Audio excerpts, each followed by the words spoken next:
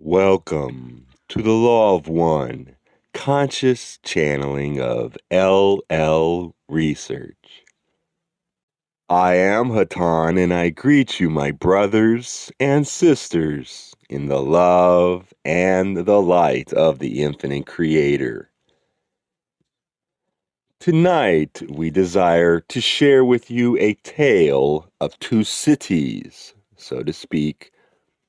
The first was a city of no great size, possessed of no great abilities, neither powerful in war nor in learning, yet a place of calm and of repose for the soul. For it was the nature of these people to seek that which cannot be acquired upon the physical plane. The other city, in contrast, was composed of individuals, of people who sought and fought, who pursued their ambitions, people who attempted much and accomplished less. For in truth, their conflicts interrupted the efforts of each to acquire that which he sought or to gain that which he pursued. At the time in which these cities existed, for this was within the realm of physical plane, and time was faithfully observed, a struggle arose between those who occupied the city of seekers of the physical realm. For in finding themselves unable to subdue one another, they turned their vision outward and began to plan, to make alliances and truces and treaties, so as to turn their energies to the conquest of the city of those who sought within the spiritual realm. The day came, the banners were unfurled, the marchers went forward, the troops were formed for the assault, and in great excitement they stormed that city, only to find that this city was unoccupied. The treasures they sought were present, but seemed somehow tarnished in that no struggle occurred, no fear was sparked, no cowardice displayed. Only the treasures of the physical world remained behind in this strangely abandoned city.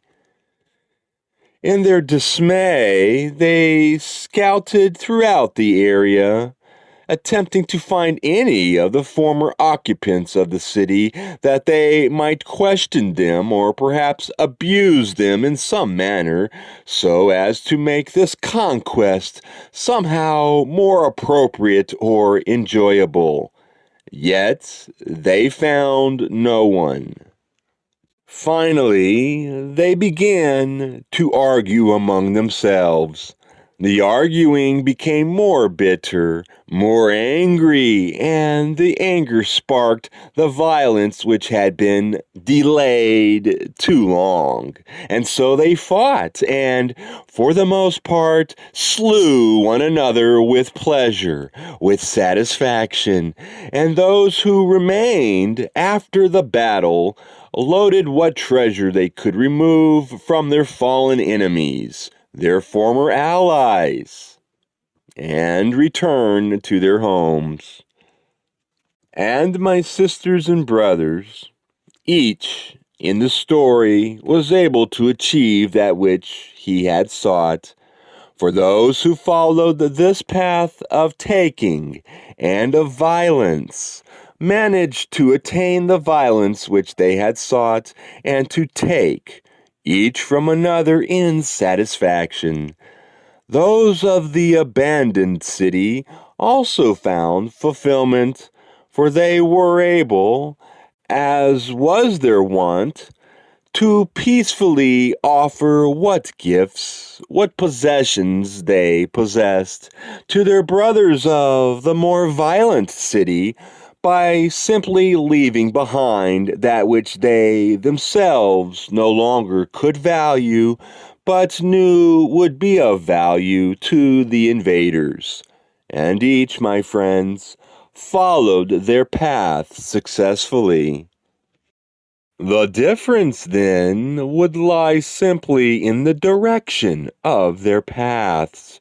For those of that city which might be termed service to self chose a circuitous path which would circle repeatedly back in upon itself, rebounding from its contact with others as they would progress outward, find their pain, acquire their minor treasures, and return whence they came. While those of the city which might be termed service to others acquired those gifts which had been provided, made use of those gifts to the extent which they were useful, then left them behind for their brothers and proceeded outward on a path which had no return, only progression. My brothers and sisters, we are of the path of service to others. It is of our choice. It is apparent to those who seek to follow this path that others more readily accept a different path, that of service to self. It is appropriate to be of what assistance one may to our brothers of the service to self polarity. For as you know, such service can only be of assistance to both you and they. Yet it is not necessary for all to lay down their lives for the whims of those who seek pleasure in the taking of life and the destruction of that which we call good. My sisters and brothers, in times ahead, travails will come to each of you, and difficult choices will need to be made. In your illusion, there are many examples of what may be termed nobility, common sense, or even the right thing to do. But, my brothers and sisters, remember that confusion might be termed the dominant theme within your illusion, and that nobility, which stems from confusion, may not always be the most beneficial choice for those concerned. Therefore, my friends, look to your heart for guidance and not to the conventional wisdom. For it is within your heart and not your mind that the course of your desire will be revealed. At this time, we will relinquish our use of this instrument, that our brothers and sisters of Latwi might perform their service of answering questions. Adone, my friends, Adone Vasubaragas. I am known to you as Hatan.